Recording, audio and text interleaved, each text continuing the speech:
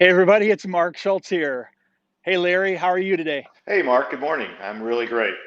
Really excited to be. Hey Larry. Go ahead, Mark. No, yeah, go ahead. Where are you located today?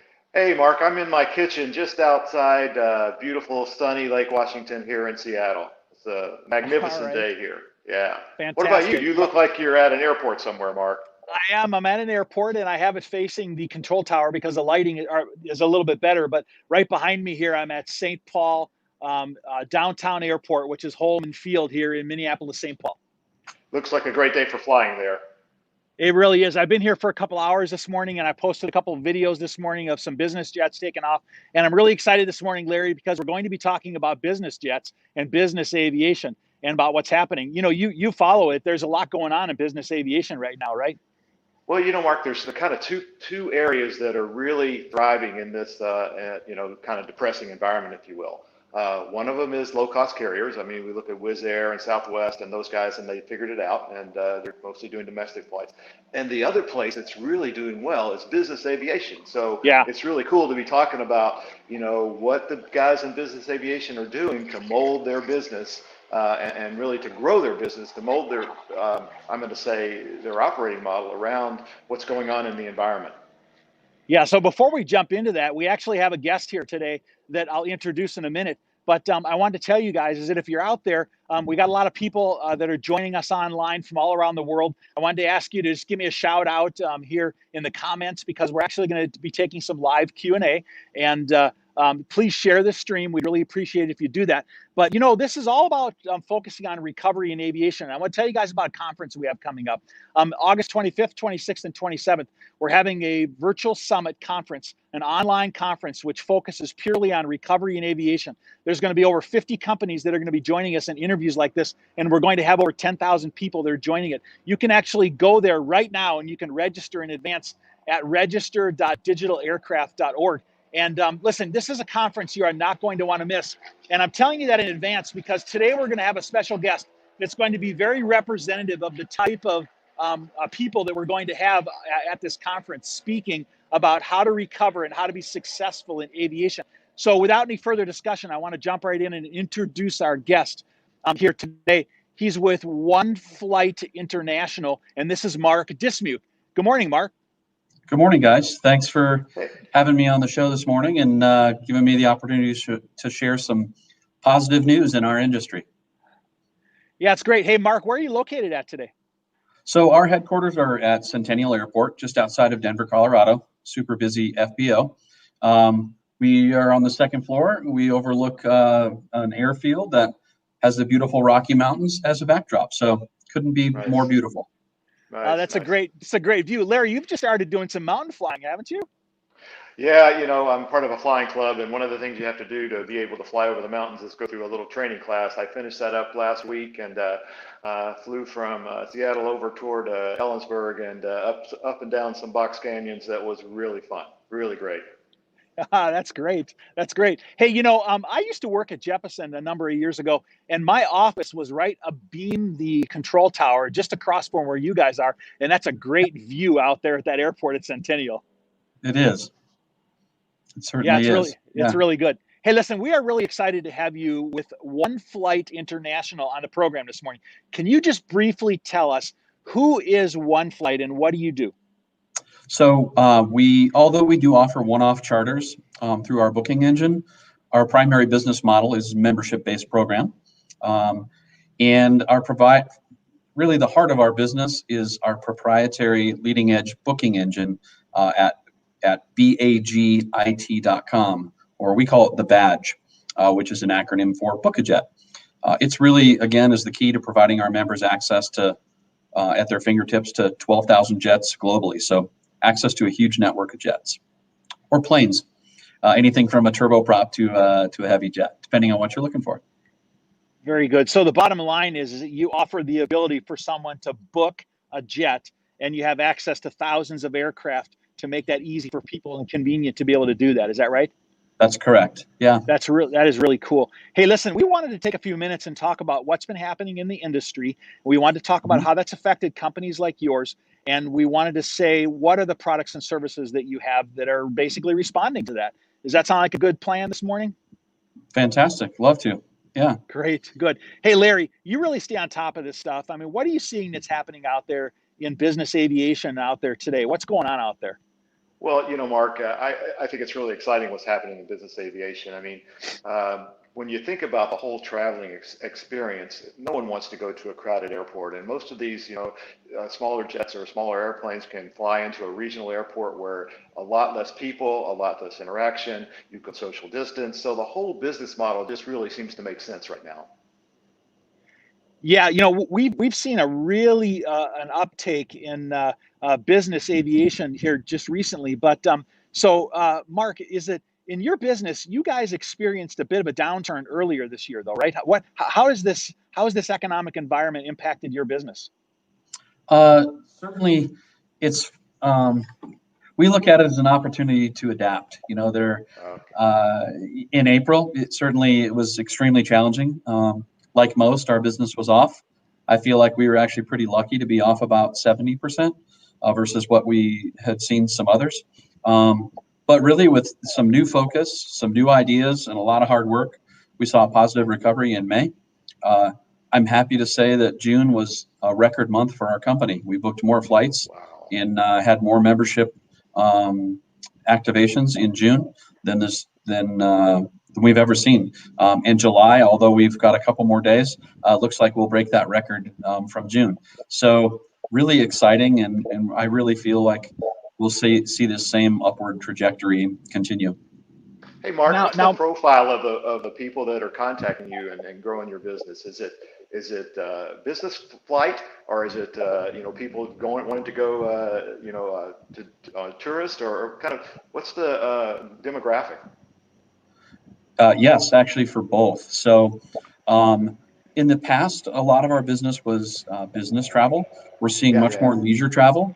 Right now, we are seeing considerably more new to private aviation flyers than we've ever seen. So because of the pandemic, we're finding out a lot of people who maybe have chartered a jet in the past or chartered a plane in the past are now looking for other options. It's they don't feel comfortable maybe flying their executives, even first class. They want to avoid the airport. So we're seeing a lot more companies booking their entire executive team on a jet versus maybe the CEO. They're all going to end up in the same place. So we're seeing an uptick in business travel that way. Just more companies booking more flights and more people on that flight. But our biggest area of uptick that we're really seeing is in new flyers. So people who have had the ability in the past and maybe haven't flown private or chartered occasionally, they're really finding it now as a necessity and not an option. Yeah, absolutely. Yeah, that's really a good question, Larry, about what's the profile look like. And we talked about a couple of things which maybe are impacting that. I'm on travel right now, actually myself, and I know people are not completely comfortable with flying yet. The airlines are working really, really hard to get people more comfortable, and so I'm not so certain that the discomfort in flying is really the problem. I think the opening of destinations for people, is a little bit confusing to people, right now. And so, Mark, you said you're having more leisure travel right now. What are you Yeah. seeing as far as an uptake in leisure travel? What's happening there? Well, one of the things that we're finding is a lot of the commercial routes are either canceled or they're much more limiting than they used to be. So people who want to fly to certain destinations might not even be able to get there on a commercial aircraft, where obviously with private aviation, there are a lot more airports that are available. And some of those destinations are not open to commercial travel, but they are open to private aviation. So one of the things that we saw early on was just recognizing a trend for more secluded destinations. So I contacted some people in the luxury industry and tried to find really good partnerships. So one of the things that we've done is we've created a relatively new network of ultra luxury partners. One of those is like the Eden Club, which is based out of the UK. Primarily was a golf membership, very high-end golf membership. Their residence club has just made hundreds of private villas all around the globe available to our members. And additionally, we just also have access to now 1,800 yachts through our new partnership with Aquazil Yacht Charter. So giving our members an opportunity to travel and an excuse to get back out and get things moving. That's really good. One of the concerns I have is that, like my son, for example, I told him that when he graduated from college, which he did this year, that I was going to take him to Dubai. I've been there about 20 times myself, and I wanted to take him there. And one of the problems is that getting there is the difficulty. And so, having a destination to go to. Wow, you just talked about a situation where there are destinations that you can open up through business jets that are not available to people through normal travel, right now at this point. That sounds like a Absolutely. really, really interesting response, Yeah. to that. One of the things that Larry and I have talked about with people is that it's important for people to look around and see what's happening in our business environment and understand where the business is moving and adapt and change your business. And what I just heard you say is that you just did exactly that. Is that you looked around and said, what can we do to make up new revenue given the new environment that we have? And you said, hey, let's open up new travel destinations, new lodging, new places to go, ways to get there. I think that's really super innovative. That's great. Yeah, thank you. We think so too. We were very Mark? lucky through the Go ahead, Mark. Go ahead. we consider ourselves to be pretty lucky through the pandemic. We realized early on that it really wasn't time to recoil like we saw many of our competitors, but really a time to sit back, reassess our business model, and adapt to push harder and grow our business during this period of time. Not only did we retain our entire staff during that period of time, but we actually added new people in marketing, business development, sales, and of course, another whole side of our business, which is the tech side, which is our booking engine. So we just wanted to make sure that we were in a place that we came out much stronger. So yeah, we're continuing to grow even during this period. Hey, Mark, we have two Marks here, so it's a little bit confusing. So Mark S. and I have talked a lot about the suitcase packed to the suitcase unpacked value stream. And I think, airlines and people are trying to do everything across that value stream to make people feel more comfortable traveling. And I think you guys are starting to address that whole value stream to be able, from the very beginning to book a flight, to take a safe flight to a small airport, to go to a villa that is, or a cabin, if you will, or wherever that is safe. And it's just kind of cool to see that whole value stream that people are so worried about to be addressed. Yeah.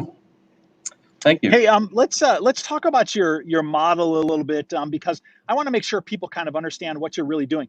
So you're making available a large number of jets, all right? And first thing I want to ask is that you've told me in the past that you have Argus approved operators, and I want to know what that really means. How do people booking a jet know that they have a reliable, safe operator and a jet that they're going to fly in?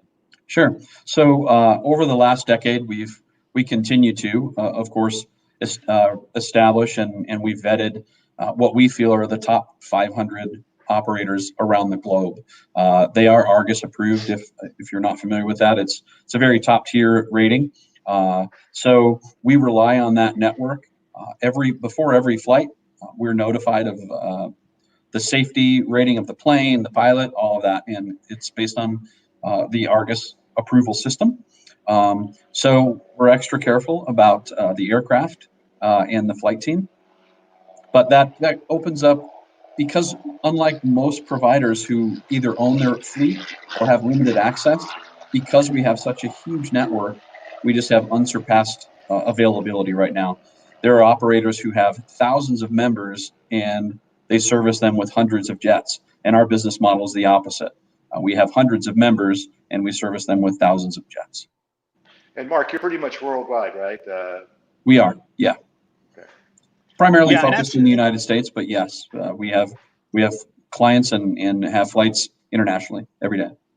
Oh, cool. Yeah, it's really interesting that you have, like I think you said before, somewhere between 500 and 1,000, charter operators which are available, aircraft that are available to you, and so that must just really provide unsurpassed availability. It absolutely does. Yeah. Yeah.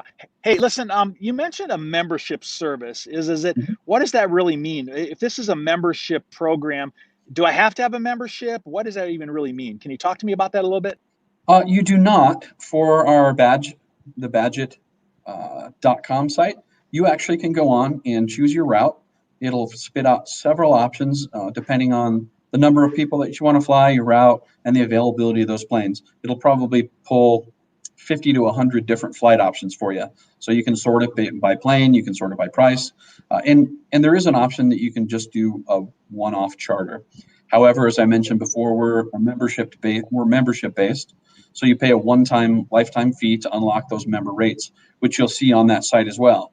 It's a bit like the Expedia of jets. So it searches our entire 500 operators, tells you what jets are available, provides you a retail price for charter, and then also provides you a member price, which typically is, even in a competitive market right now, we're probably 30 to 40% off of that retail rate for our members. Okay, really interesting. Now, how long has the company been in business now? 10 years. 10 years. Yeah. And kind of how has the growth pattern gone over those 10 years?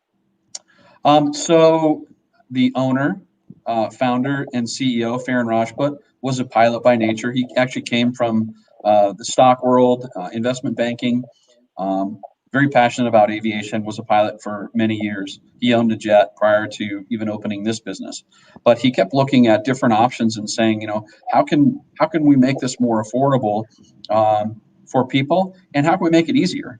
In the past and even still, if you want to book a charter, you got to pick up the phone and call each individual charter, or submit an email online to recoup that. So even prior to 2010, he was working on developing this idea of how do we access this for our members. So it's been a long process. Actually, he was first to market with memberships. Believe it or not, now we see that as a relatively common thing. But ONEFlight International was really the first to bring a true membership program to private aviation. Yeah. So, Larry and I are about digital and about recovery. And so there's two major themes that we have in doing these broadcasts. One is we focus on recovery in aviation. Number two, we look for opportunities to apply digital into the aviation industry in order to be able to accelerate things. All right. And I see that you've really done both of those things, that you guys have looked around you and you've said, how do we adjust our business plan in order to be able to leverage the current situation? People want to do more business flying, and you've jumped on that and you've shifted some. And I see that you've also developed a very sophisticated, digital technology to be able to make it easy for people to be able to access this network of jets. In the past, Yeah. I suppose, how did people do that in the past? I mean, what did people do before, you had a booking engine like this? How did you actually book a jet? Did you have to call somebody, or what did you actually have to do? And it's still that way, believe it or not. I mean, we have, I talk to people every day, friends or a client that says, yeah, in the past, I or my executive assistant picked up the phone and just started calling different charter companies, writing down, or emailing the cost, and then comparing those. So this really gives you a single point of contact to eliminate all of that kind of hassle. So saving you not only money, but saves time as well. Super Hey, simple. Larry, what do you think about this being an application, a digital kind of an application where we can, leverage technology to make this more available to people? What do you think about that? Well, I mean, what if it's just going to be an app on everyone's phone, right? That the ONEFlight app that I just jump on and I book a flight. Hey, Mark, you mentioned two things. There's really a third one too. and that's staying positive. And I think Mark, we talked a little bit before Mark D, we talked a little bit about before the broadcast about your sort of approach to, what's going on in your environment. Could you talk a little bit about, your positive approach? Sure. There's always plenty of negative things, even before COVID and everything that's going on in our world right now. There are people that focus on the negative, and there are people that focus on the positive. And certainly myself and our entire team, we talk all the time about what's good and what's going on. We all know what's not fun and what's not fun to talk about. And while we're here at the office, we really just focus on positive things and try to create positive energy, stay positive, and we feel that message resonates through our communications and to our members. When we're talking to a potential member, we talk about the great things that we have going on.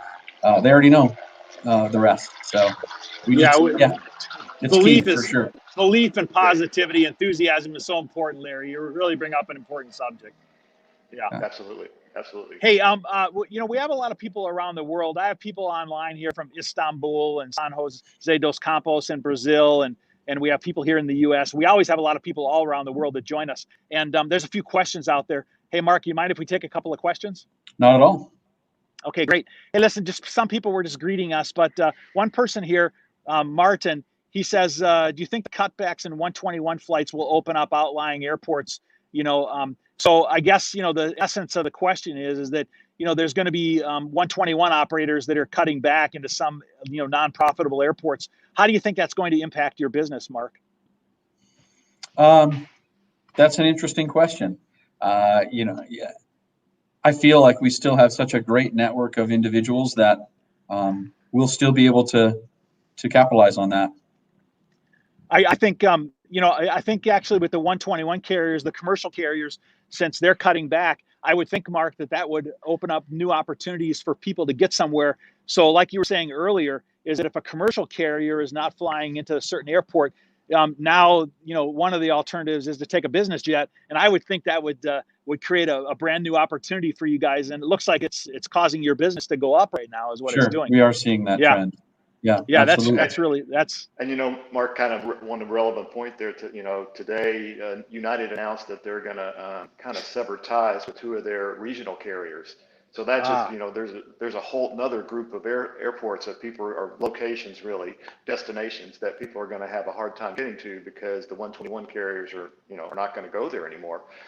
So that's where this kind of this business jet, book a jet model really works. Yeah, I think we're in a good place at a good time. Yeah. And, you talked a little bit about you also capitalized on this new market where you saw that people were wanting to travel. People want to travel for leisure. Mm-hmm. And it's difficult because of the destinations maybe that we can't go to. And I think it's brilliant that you guys have partnered with destinations now and are offering service to destinations so that this summer, that people can actually go on leisure travel. I think that's brilliant, Mark. Yeah, thank you. It's been good. I wouldn't say that it's increased our membership, but I feel like for the people who are members, it's a great benefit. And both of those companies are providing exclusive benefits for our elite members. So it's been a great two-way street. It's advantageous for them. Good. It's advantageous for us, and really 3 ways. And it's advantageous for our members. Hey, I saw recently you guys were featured in Fortune magazine. You guys must be up and coming and rising here. You must be doing pretty good. Yeah, we're not supposed to talk about that until August 12th. Okay. We were just recognized by Inc. 5. We were just recognized by Inc. 5000 as one of the country's fastest growing businesses of 2020. So we're excited about that, and we'll try to stay modest, but what a great example of an opportunity when everything else is is just falling apart. What a great example of you guys seizing the opportunity. Yeah, thank you. It's a lot of teamwork. Mark, how many members do you guys have? We have about 500 today. Okay. Yeah. Hey, you know, another thing too that I wanted to point out is that I have actually seen some of your television commercials too. And you know, Larry, you told me you're not a Shark Tank follower, but I love Shark Tank. My son and I love Shark Tank because we're entrepreneurs and we love watching entrepreneurs coming before the sharks. And I see that Robert Herjavec is one of your spokespersons now as of last fall, and I've seen some of his ads, and I understand that he's engaged with your business, right? He is indeed. Yeah, towards the end of last year, we really were seeking a powerful business influencer to be a brand ambassador and a spokesperson for us. We actually contacted, our first choice was Robert Herjavec. We contacted his team. They shared with him kind of our vision and talked about the badge and the technology behind it and everything that we had going and our big network of providers. And actually, within an hour of sending him, our idea and what we wanted to do, he contacted our CEO back directly. Was really excited about the product. Said he loved it, loved the technology behind it. This is a guy that flies hundreds and hundreds of hours a year. I mean, he's in the air a lot. Yeah. So not only did he come on board to endorse us, but he is a member and he uses our flight services as well. Got it. I really respect that because I think he has really good, business judgment, and I think that really speaks to your company because, not only is he willing to be a spokesperson, but I understand he's been, materially engaged, and I just think that really speaks well of your business and the model and the success that you guys are moving toward. I'm so excited about our industry and business aviation right now, and I'm excited about what's happening with your business and how you guys are leveraging those opportunities. It really creates a tremendous amount of enthusiasm, a lot of enthusiasm. Yeah, we're excited about it as well. Yeah, that's really good. Great trend. Yep. Hey, listen, I want to say just a few couple of last things is that, I think that you guys have demonstrated some really good models for, how to keep an eye on your business environment around you and adapt your business to what's happening and leverage that. And I really like the fact that you said we didn't pull back, we leaned forward. All right. And you guys are capitalizing on the success of the business, market right now. And I want to just say to our viewers out there that are watching today is that it's so important for us to look around and to see what's happening around us and adapt our business model to not only be successful and to not shrink back, but to be able to grow, during difficult times. And I just think you guys really represent a company which has been doing a great job of doing that right now. Thank you. We're proud. Yeah, good. Very good. Hey, and Mark, that's a really good point too, because over the last 2 months, we've talked about so many opportunities across that value stream. Here's another one that's just, and I mean, Mark D, you said it, your best month ever. Is that right? Yeah. That's amazing. That is amazing. Yeah. That is amazing. And, Larry and I are all about digital and digital transformation. And the fact that we have digital and we have the internet and you have the ability to be able to reach out to these operators, these charter operators, and to be able to offer their services to people, through the digital technology. I mean, that's a perfect example. Listen, it's the business that had a good business model, but it's technology which enables you to reach further and to go farther faster. Absolutely. That's really amazing. Yep. That's cool. That's really what Larry and I are all about. We're saying the business models have to be solid, and we need to re-examine our business models, and we need to move in a positive direction, use digital technology to help create success. You guys are just a perfect example of that. Thanks. We're excited, and we will continue to adapt every day. We talk every day. We've got an executive team meeting on Friday to talk about some new ideas, and keep following us. We've got some big announcements coming in the next couple months that will take what we already do, enhance it, and build upon it. And we really feel like it'll be a huge game changer, not only for ONEFlight, but for private aviation as a whole. Some new technologies will be introduced very soon. So keep your eyes out for that. Now, how do people get in touch with you? LinkedIn, website? What's the best way to get in touch with you? Sure. All of the above. LinkedIn, I've got a big network on LinkedIn for sure. You can look me up there. You can also email me my first and last name, Mark Dismuke, at oneflight.net.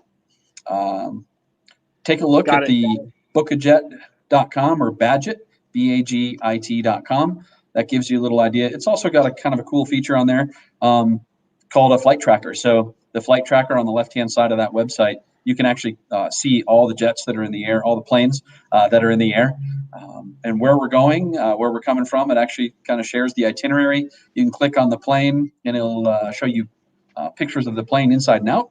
And it's just neat to really get a grasp on how many people are in the air right now. It's surprising. So it's a neat tracker. It kind of tells you everything except for who's on that plane. Very cool. That's a bonus. That's a bonus. Yeah. Very good. All right. Okay. Well, listen, I wanted to start to wrap this down and say, hey, listen, we have a virtual conference coming up, and it's August 25th, 26th, and 27th. And it's focusing on recovery in aviation. And we have 50 plus great companies which are demonstrating what they're doing in the industry right now to be successful. And listen, if you're out there watching, is that you need to join this conference with us. It's a virtual online conference, and you are going to get great ideas, and you're going to be able to learn from the people that are being successful today on how to be successful in a difficult environment like this. And I want to invite you, because this is a completely free conference. There's no charge to you to participate. It's August 25th, 26th, and 27th. And you can go to recoveryinaviation.com, and you can register right now today. And we're looking forward to having you guys online. Listen, to all of you out there today, I want to thank you for joining us. We have people all around the world. Continue to be strong, lean forward with great enthusiasm, and move, and let's be successful in this environment. I want to wrap this up here today by saying fair winds and following seas to you. And guys, I want to thank you for joining me on the broadcast here today. Thanks for having me, Mark and Larry. Appreciate it. Hey, thanks, Mark, and thanks, Mark. Yeah, all right, okay. You guys have a great day. I'm going to go out here and watch some more airplanes before I leave today. It's a great, beautiful day here at the downtown St. Paul Airport, Holman Field. Bye, guys. Bye. Thank you. See ya. Yep.